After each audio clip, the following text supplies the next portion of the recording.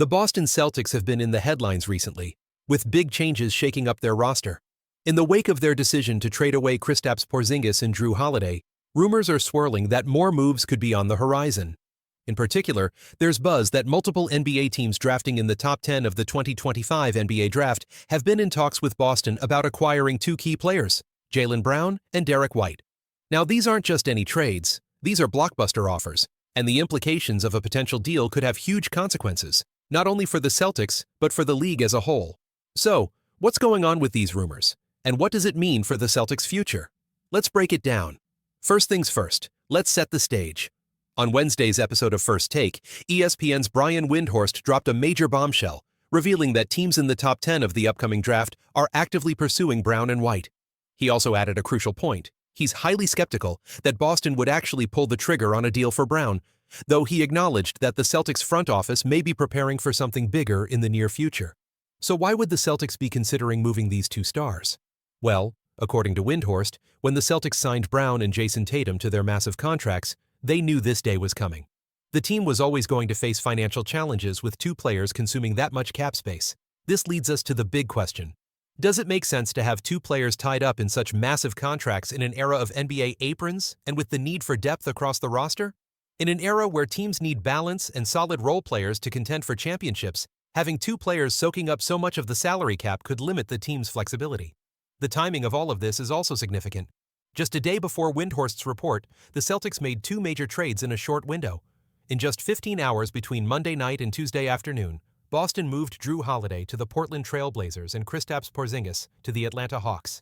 These trades weren't a surprise to many, as the Celtics had been rumored to be offloading some of their higher-paid players in preparation for what could be a larger financial overhaul. Even with those moves, the Celtics are still on track to have the highest payroll in the NBA for the upcoming season. This raises another question. With their massive payroll and a potentially restructured roster, do the Celtics still have what it takes to contend for a championship in 2025? Given the uncertainty around Jayson Tatum's recovery from a torn Achilles, which could keep him sidelined until the 2026-27 season, the answer becomes even murkier. This brings us to the bigger picture. With new ownership taking the reins of the team, there's a lot at stake. The ownership group, led by Bill Chisholm, still needs final approval from the Board of Governors before officially taking over. If they come in and make drastic moves like breaking up a team that won a championship just a year ago, how will the fans react? It's a tricky situation. While the ownership group may want to make smart financial decisions, they also don't want to alienate Celtics fans who still remember last season's success. No one wants to see a full teardown, especially not after just one title win.